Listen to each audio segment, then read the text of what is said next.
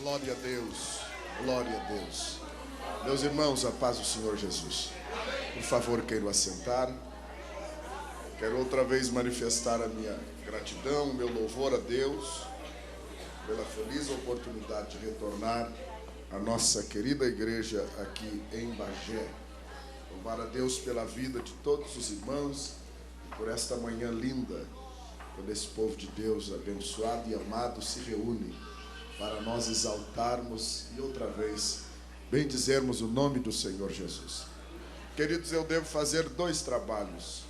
O primeiro trabalho é levantar a oferta missionária desta manhã e depois lhes trazer uma palavra de Deus. E eu quero agradecer ao pastor Norberto pela oportunidade que me dá de também poder abençoar o povo de Deus, trazendo uma palavra de conscientização com relação ao trabalho de missões. A minha experiência missionária, repito sempre, foi próxima da igreja de Bagé. Aqui era a igreja que sempre me hospedava nas minhas andanças, nas minhas caminhadas, nas minhas paragens missionárias, e meio a algumas provações que o Senhor nos permitiu passar. A igreja aqui em Bagé, Maceguá, sempre nos acolheram. Portanto, a maioria dos irmãos, é claro, a maioria dos irmãos daquele tempo conhecem um pouco da nossa história de missões, mas como 80% da igreja é nova, pelo menos 80% dos irmãos e das irmãs não conhecem. Nós estivemos servindo a Deus na República Oriental do Uruguai por alguns anos, 3 anos e meio aproximadamente. Servimos ao Senhor aqui, fundando trabalhos na cidade de Canelones, Progresso, Florida e mais 2 cidades que agora não me lembro mais o nome. E também servimos ao Senhor na época organizando a Convenção Missionária do Uruguai. Eu fui o secretário da convenção por 3 anos e também fui eu que, com a graça de Deus e outros pastores, compilamos o estatuto que hoje é o estatuto que rege toda a obra missionária do Uruguai. Foi um trabalho bastante árduo, porque paralelo a estas atividades nós tínhamos que iniciar igrejas do nada. Nós chegamos em Canelones e não tínhamos nenhum membro da nossa igreja. E ali nós começamos a trabalhar para o Senhor Jesus. Foi muito interessante esses momentos que nós vivemos aqui, porque hoje eu sou secretário de missões da convenção, aqui no Rio Grande do Sul. Por bondade de Deus e bondade dos colegas, nós servimos ao Senhor já como secretário de missões da nossa igreja no estado há 8 anos, inicialmente como secretário correspondente, e já há bom tempo nós somos o responsável pela Secretaria de Missões.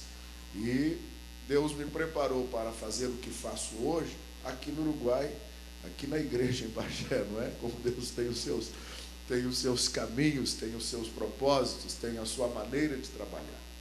E em Canelones nós chegamos com aquela determinação de ter uma experiência que eu diria assim, uma experiência real no campo de missões. Me lembro que na época o pastor Nils Taranger me ofereceu a igreja de Rivera para pastorear. Falou com o meu pastor veio falar comigo e eu rejeitei. Eu disse, não, eu não quero pastorear a igreja. Eu quero experimentar como é que se inicia um trabalho missionário do zero. Porque eu ouvia tantos missionários pregar e falar de experiências com Deus, e eu sempre entendi que nós não devemos fazer o que fizemos com a experiência dos outros. Nós temos que ter a nossa experiência própria. E hoje eu vejo que aquilo foi uma providência de Deus, e humanamente falando foi até uma doidice, não é? Mas crente, cheio do Espírito Santo, ele faz a loucura de Deus mesmo. Porque não teria nenhuma lógica para eu rejeitar pastorear a igreja de Rivera, que na época era a sede, ainda é a sede jurídica de toda a convenção, para ir iniciar um trabalho numa cidade de italianos. Os irmãos sabem, quantos conhecem bem o Uruguai? Levante a mão. Aqui temos os irmãos do Aceguá, né? Canelones é uma cidade no Uruguai de colonização italiana e espanhóis bascos. Né? O departamento de Canelones é considerado a grande, não sei como está hoje, mas na época era considerado o grande desafio missionário do Uruguai, com menos número de crentes do que em todos os outros departamentos. E um povo muito resistente ao Evangelho. Muito resistente ao Evangelho, na cidade de Canelones. Eu me lembro que nós chegamos ali, foi muito interessante mesmo, até hilário. Nós chegamos no dia 13 de fevereiro, sexta-feira, meia-noite. Sexta-feira 13, meia-noite, 97, foi muito interessante. E o missionário do pastor Norberto aqui, o pastor Jesus Vilande, na época, o pastor Norberto autorizou ele me ajudar, porque eu vim com a mudança, vim por Bagé, não é? E deixei a mudança lá no Aceguá, na esquina ali, num posto de gasolina que havia. Nós ficamos ali parados aproximadamente 30 dias, até liberarem a entrada da nossa mudança. E nós falamos com o pastor Norberto, ele autorizou o pastor Vilande a me levar lá, não é? Organizar a minha mudança. E ele não lembra disso, mas ele nos ajudou no óleo do caminhão. A gente não esquece. Quem recebe não esquece, né? Porque a gente não tinha nem óleo para botar no caminhão para levar, pastor Norberto. E a igreja que tirou uma oferta para nos ajudar no óleo do caminhão. Foi uma bênção de Deus. Nós chegamos ali naquela sexta-feira e a casa que alugamos, irmãos, era feia demais. Era a casa mais feia da cidade. Era a casa mais antiga na cidade. O povo dizia que o José Gervásio Artigas morou ali, ele e o Ancinas. Artigas é o libertador do Uruguai, né? E Ancinas era o seu ajudante. E ali nós chegamos, naquela casa horrível, horrível. Era uma casa, irmãos, era esquisita demais. E eu acertei com a imobiliária, quando eu vim a primeira vez, no início, e aluguei a casa, eu acertei com a imobiliária para eles pintar a casa, limpar, arrumar e colocar luz e água, né? Era uma casa de esquina. E eu queria já fazer cultos. Ela tinha 3 peças grandes. Uma era a cozinha, a outra era o quarto, e a outra peça era a sala e a igreja. Né? Eram 3 peças grandes, era muito feia a casa, numa esquina, e estava tomada de lixo, enfim. E qual não foi a minha surpresa, a do pastor Vilante, que quando eu cheguei, a imobiliária não tinha feito nada. Nem água, nem luz, e nem pintura, aquilo era horrível. Não é? E eu louvo a Deus pela coragem da minha esposa, irmã Maria. A irmã Isabel é uma pessoa extremamente dedicada e corajosa, porque ela entrou naquela casa sem reclamar. E na primeira noite nós descarregamos a mudança, e sem água, sem luz, chegamos à meia-noite e não nos damos conta que o mato entrava dentro da casa. Não nos damos conta. E entramos naquele escuro mesmo, colocamos ali. Foi muito engraçado, porque o pastor Vilande, quando nós descarregamos a mudança, ele diz: dobra o joelho aí, Luiz Antônio. O pastor Norberto mandou orar por ti. Ele mandou eu te dar posse aqui. E eu dobrei o joelho no escuro, meia-noite. Diz o Vilante que ficou procurando a minha cabeça. Né? Ele conta isso e ri muito. E o pastor Vilante, nós fizemos uma oração com muita lágrima. Ele me declarou empossado ali em Canelones. Me declarou empossado. No outro dia de manhã, irmãos, nós acordamos e eu só me dei conta que de noite, enquanto a gente dormia, tinha umas coisas que passavam por cima da barriga da gente, né? E eu agarrava aquelas coisas e atirava e tal. Muito cansado. Quando no outro dia de manhã nós nos acordamos, tinha uns 2 ou 3 ratos mortos aqui. A gente não viu, eles foram nossos companheiros. E quando nos acordamos de manhã, irmãos, aquele mato que tinha na rua tinha dentro de casa. Foi muito interessante. E aí, começamos a limpar a casa e correr atrás, e Deus nos abençoou. Porém, no outro dia, quando era sábado, mais ou menos às 10 horas da manhã, a gente meio atordoado naquela situação, né? E eu não tinha aprendido a falar direito ainda o espanhol. Chegou uma senhora na minha casa lá, bateu na porta, senhora de porte distinto, de características assim bem italianas, e era uma jovem senhora muito apavorada, muito atordoada. Ela bateu na porta e disse assim: eu vim aqui porque eu preciso de ajuda. Eu disse: pois não, Estamos para lhe ajudar.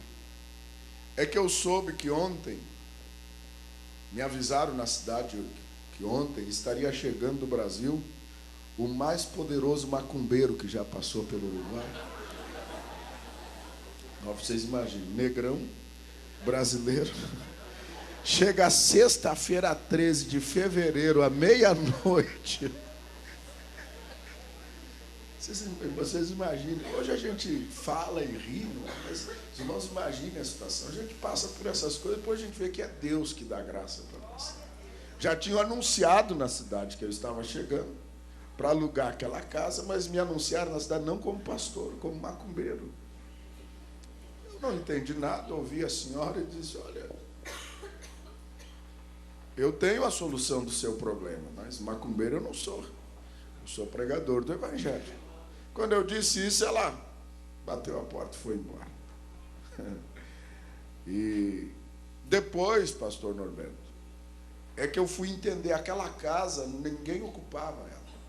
Ela sempre foi ocupada pelos terrenos de macumba da cidade.